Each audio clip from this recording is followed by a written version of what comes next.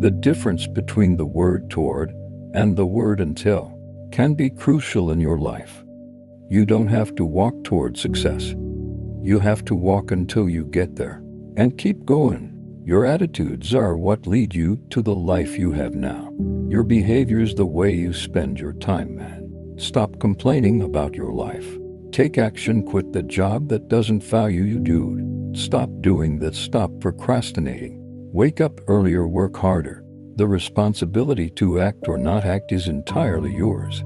That's how you grow, that's how you actually get to where you want to go. The biggest enterprise of your life is your own life. So, when you don't manage your own life well, everything is created twice. You imagine it first, then you build it. When you don't manage what's inside you, you can't create things that are good enough. You can't live the life you dream of because you don't know how to get there. You'd like to, but you don't have the right attitudes. You have to change your behavior. You have to change your mind. You have to change the way you see the world, the way you relate to people, to your time, to your own money. That's the one thing you're missing today.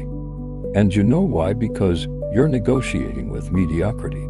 You're negotiating with it right there. No, well, I can't do that, but can I do this instead? I don't know, maybe let's try. Let's lower our expectations a little. Let's lower the bar, let's lower our standard for excellence. You don't need all that what your friends tell you. You work too much, man. Stop it, let's go fishing. You're too stressed. No, I'm not stressed. I love this, I love being like this. I love working, I love transforming things.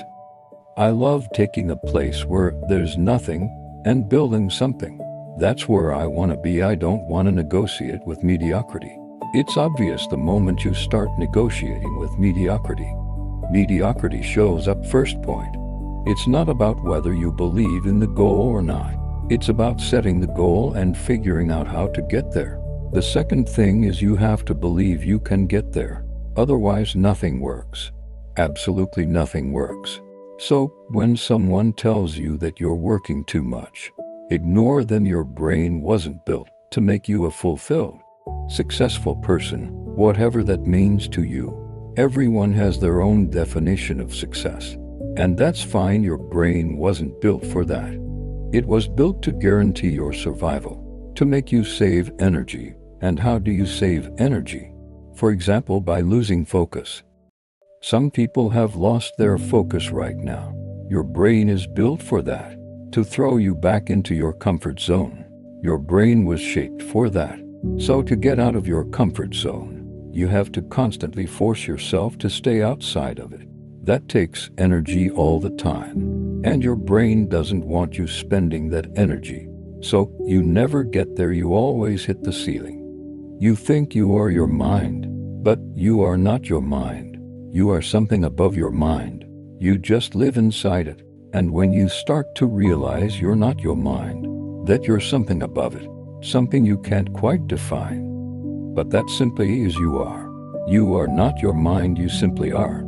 And I'm sure everyone here has reached that realization at some point in their life. It didn't work out, my dreams turned to dust. It's over, I'm going to start negotiating with mediocrity. I'm going to start accepting less than what I truly want. Everyone here has been through that. But the problem isn't whether you went through it. The problem is what you did with that feeling. Maybe now is the moment to reclaim it. Now is the moment to stop negotiating, to truly go after what you want when you have no choice. Things eventually move somewhere, unless you prostrate yourself before life. Man, I can go further. Some people here don't have resources. I have resources, not financial ones, but resources in here. I can go further. The difference between the word toward and the word until can be crucial in your life. You don't have to walk toward success. You have to walk until you get there and keep going, because your success keeps shifting location. Continuing to walk means overcome what your brain, your mind tells you to do. Rest, relax, and go against what everyone else tells you. Man, you don't need this. Calm down. Wow.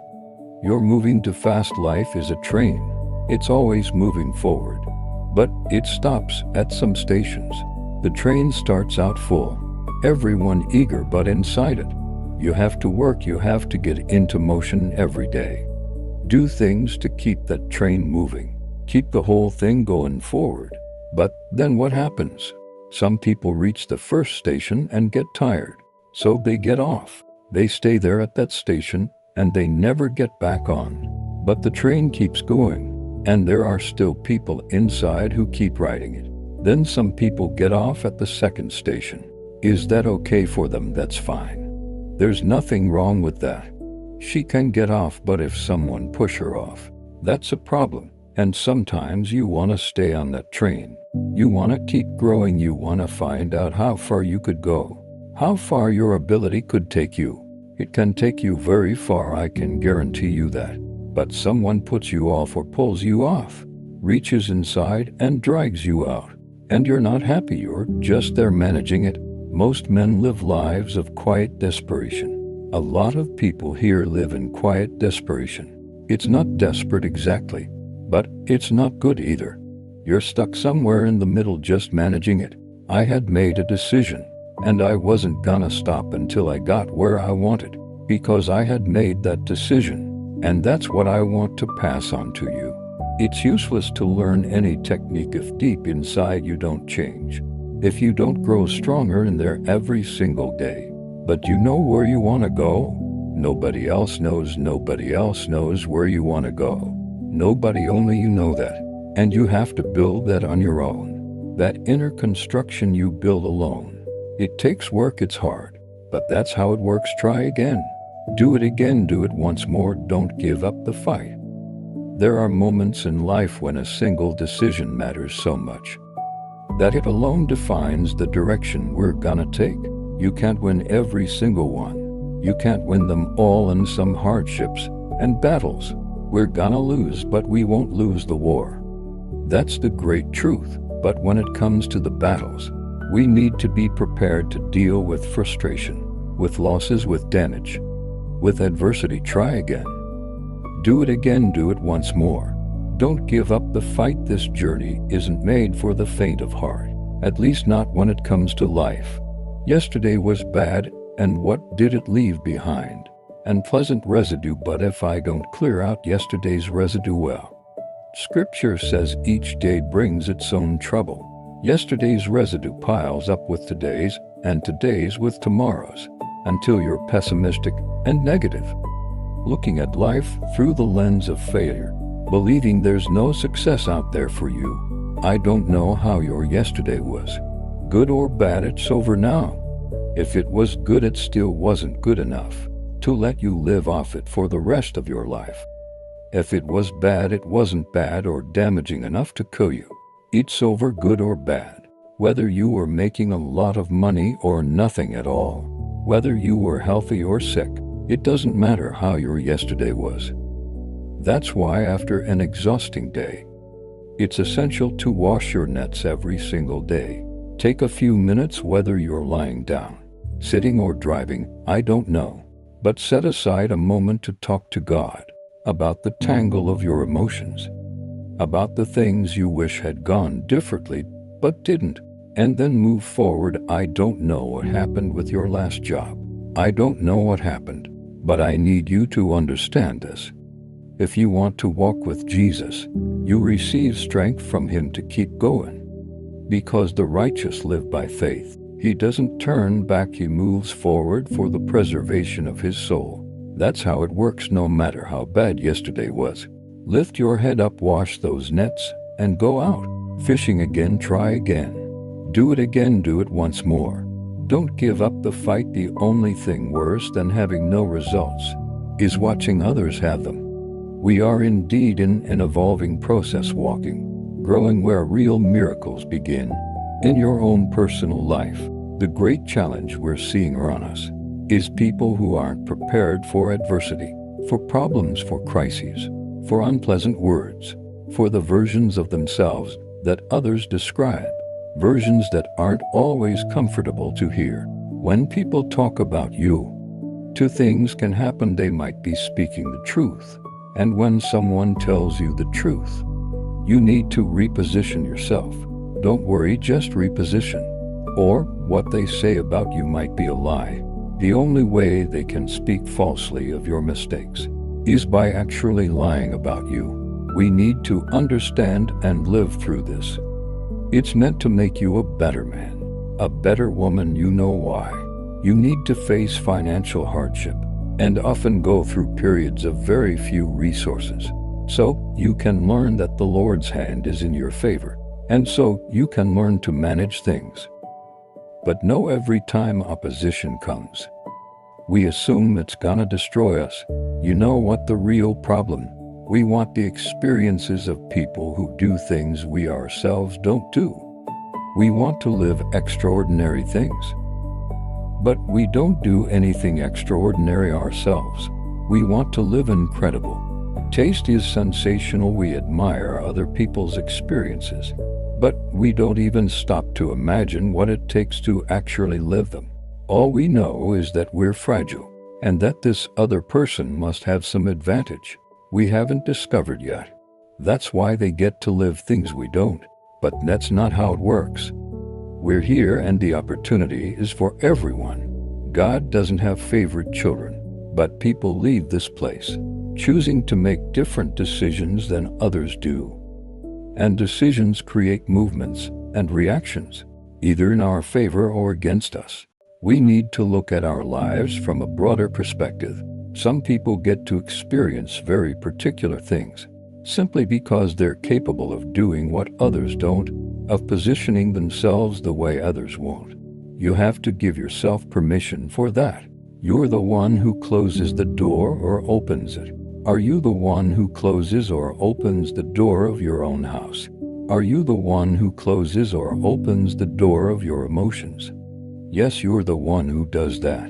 But the time has come to change phases. To change our lives. We are the outcome of the choices we've been making throughout our lives. One day we need to learn how to choose. But whoever actually taught us how to choose? So we ended up building our own personal story, one that leads us through some strange processes that other people recognize as inconsistency. And here's a word for you. This is the beautiful part, everyone. Discovering your own process. It's discovering what your own choices did for you, what others chose on your behalf, what got transformed the human being you become. And instead of losing heart over it, become aware and say, all right, if God has invited me today to choose differently, if He's invited me to fix a story from my past, I am willing. If you let live, you too will live. So live and let live. One thing is certain: the moment we choose what we bring into our lives, the people we let take part directly in our story, the advice we choose to follow, the words that guide us, what we choose to read, the influences we allow, all of it can turn into either a blessing or a curse. What you are today, what I am today, is the result of a series of choices that happened throughout our history. I'll say it again: at certain moments, you weren't in a position to choose on your own. Someone chose for you. Now choose. I can't choose for you. How could we ever educate someone, help them reach a state of maturity, if we never teach them freedom? God treats us the same way, everyone. This will only work the moment we truly internalize that, and we keep making the right choices, everyone.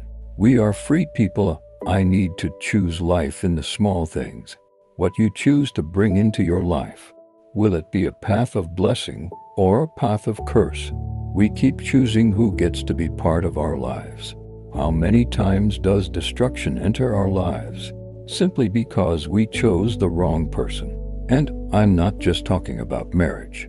I mean that person you start listening to and the influence they slowly gain over you.